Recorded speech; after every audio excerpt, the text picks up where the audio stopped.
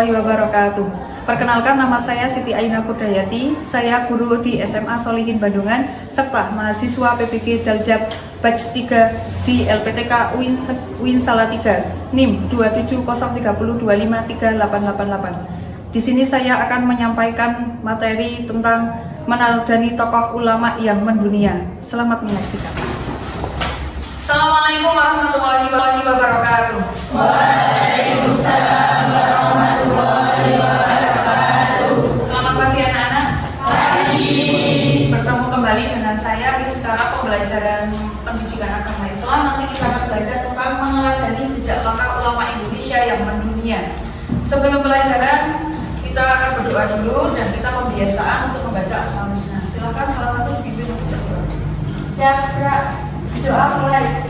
Bismillahirrahmanirrahim. Raditu billahi rabba wa bil islami dinan wa bil qur'ani imama wa bi Muhammadin nabiyya wa rasulah. Rabbi zidni ilma warzuqni fahman. Amin. Saya lihat dulu kehadirannya. Nanti yang ada bilang hadir, G. Pak Riza.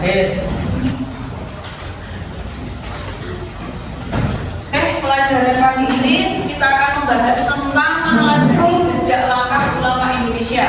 Ya, sebelum masuk ke materi, saya tanya dulu, kira-kira sebutkan 3 ulama yang kamu ketahui yang ada di Indonesia. Siapa yang berani? Ya, silakan Akil. Yang pertama saya Al-Musadai Muhammad Al-Badar atau yang sering dipanggil Sari Sadar. 2 Kiai Haji Hasyim Asy'ari.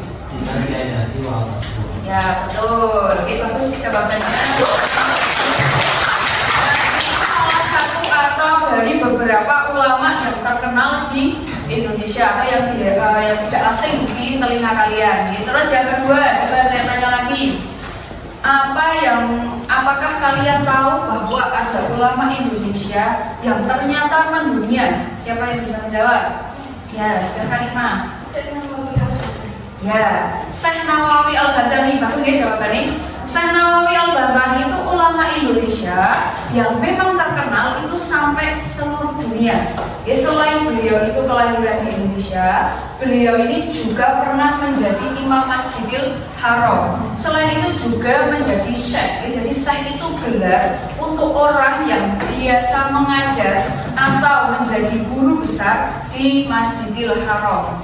Selain itu, Syekh Nawawi Al-Badani ini dulu beliau itu juga lama tinggalnya di Mekah, kemudian juga meninggalnya di Mekah, terus dimakamkan juga di Mekah. Syekh Nawawi Al-Badani ini juga sampai sekarang makamnya sampai masih dimakamkan di sana. Jadi dulu pernah mau dibongkar itu zamannya ketika mazhab Wahabi. Jadi waktu itu ketika mazhab Wahabi ini muncul di Arab, itu pernah mau membongkar makam para ulama. Selain itu juga makam Nabi Muhammad. Kemudian orang Aswaja atau orang ulama khususnya yang ada di Indonesia ini melakukan protes ke pemerintahan Wahabi di Arab. Jadi salah satunya yang terselamatkan sampai sekarang ini makamnya Syekh Nawawi Al-Badani.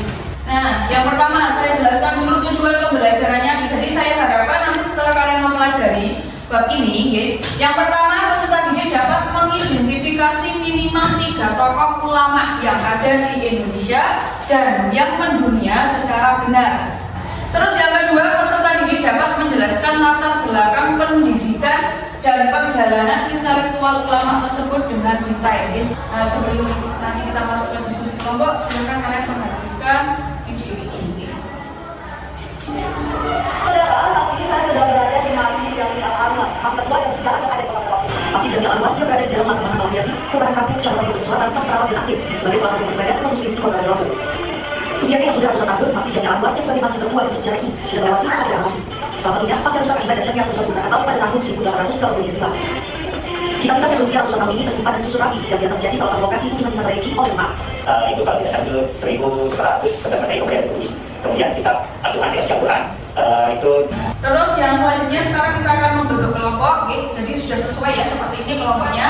Nanti silahkan kalian setiap kelompok saya bebaskan untuk memilih. Oke? Jadi nanti ada beberapa konten atau beberapa link pembelajaran yang kalian minati. Oke? Jadi yang pertama yang ini. Nah ini nanti kalian di-scan dulu. Ini semua ini. Jadi ini semua ini nanti masuknya ke artikel. Jadi silakan nanti kalian suka membaca atau memang kalian terlatih untuk membaca, silakan nanti kalian bisa untuk scanning. Itu nanti saya sediakan lembar tugas, nanti ditulis, jadi diskusikan dengan kelompokmu sesuai dengan scan yang kalian miliki. Sudah siap, Bit?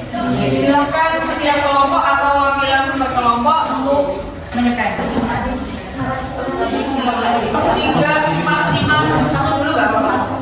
Mau yang ini atau yang video boleh jelas, tidak harus yang pakai itu. Oke, jadi ini nanti jangan lupa satu kelompok itu nanti 3 tokoh. Oke, jadi silakan dari satu-satu dulu nggak apa-apa. Saya kasih waktu 30 menit untuk mengerjakan. Nanti yang 10 menit nanti kita presentasi. Presentasi nanti saya acak pakai spidol. Oke, silakan dikerjakan. Silakan ditulis. Kamu ada tuh?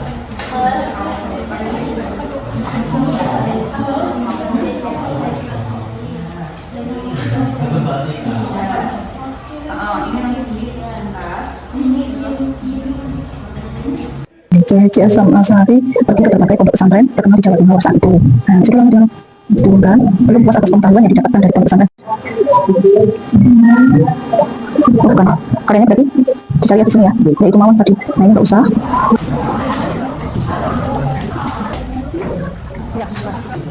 3 menit lagi paling tidak satu tokoh yang sudah diselesaikan.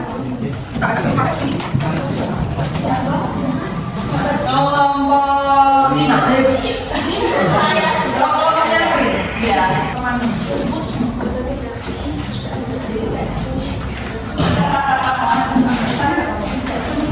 Assalamualaikum warahmatullahi wabarakatuh.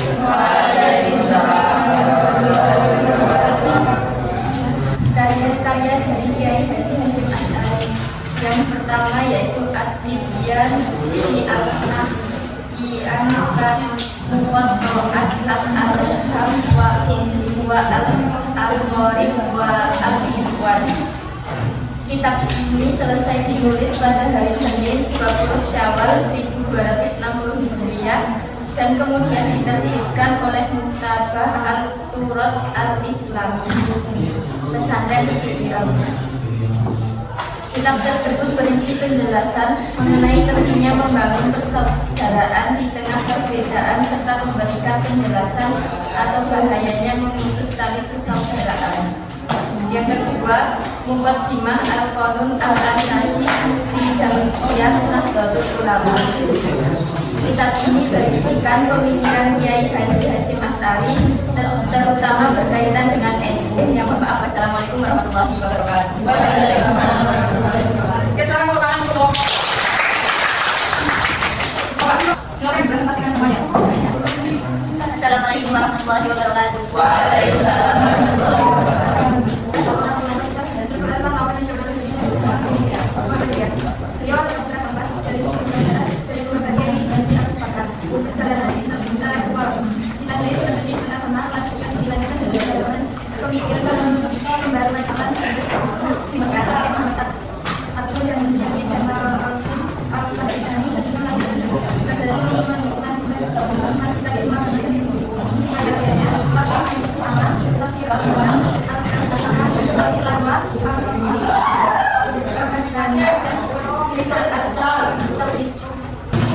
Kelompok selanjutnya dan kelompok terakhir yang akan masuk.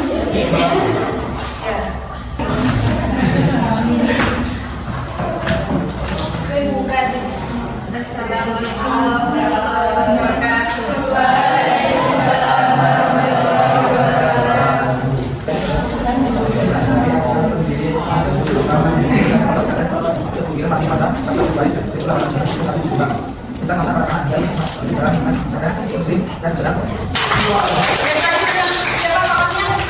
Terus yang selanjutnya ini masih sama tugas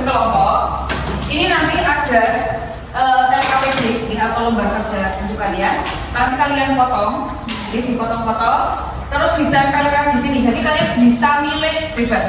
Oh ya,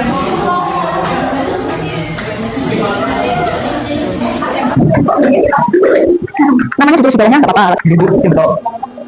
Cukup dengan itu. Sudah dapat? Tadi harus dapat. Ada yang sudah berhasil dipotong? Ada sudah lagi. Oh ya, singkat potongan. Misalnya nanti ditulis secara singkat aja. Jadi misalnya ini di pondok mana. Apa? Namanya? Oh di apa namanya? Gambarnya apa? Nggak apa-apa. Dipaskan gambar tokohnya. Langsung aja itu penjualannya gimana gitu aja. Itu kan karena beliau contohnya misalnya gini, Senawawi itu kan lahirnya di lingkungan pesantren, makanya beliau tadi belajarnya sama ayahnya misalnya karena di lingkungan pesantren. ini sudah selesai untuk LKPD-nya. Sekarang saya minta tolong nanti untuk refleksi diri kalian sendiri.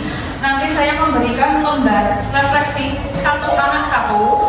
Ya, nanti silakan kalian isi, dijelaskan di sampingnya sesuai dengan pendapat kalian, subjektif. Jadi bukan dari temennya, paham ya?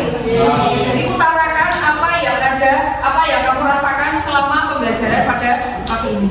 Makna apa yang paling kalian rasakan atau makna terbesar yang kalian dapatkan dari kisah ulama yang sudah disampaikan temanmu tadi di depan, atau yang sudah kalian pelajari secara berkelompok atau yang sudah didiskusikan.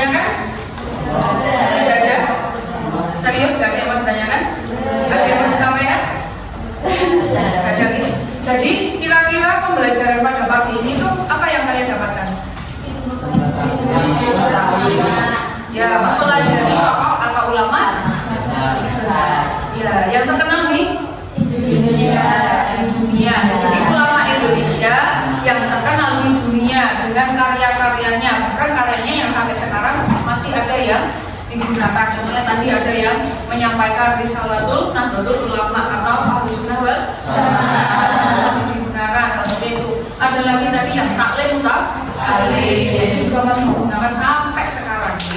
Nah, untuk pertemuan besok, jadi terima kasih untuk pertemuan pada pagi ini. Jadi sudah bagus kerjasamanya, hasil yang dikerjakan juga sudah sesuai dengan ekspektasi karena kalian sudah bekerja sama dengan baik. Nah, untuk pertemuan selanjutnya nanti kita akan membahas tentang analisis pemikiran dan kontribusi ulama yang ada di Indonesia untuk dunia atau internasional.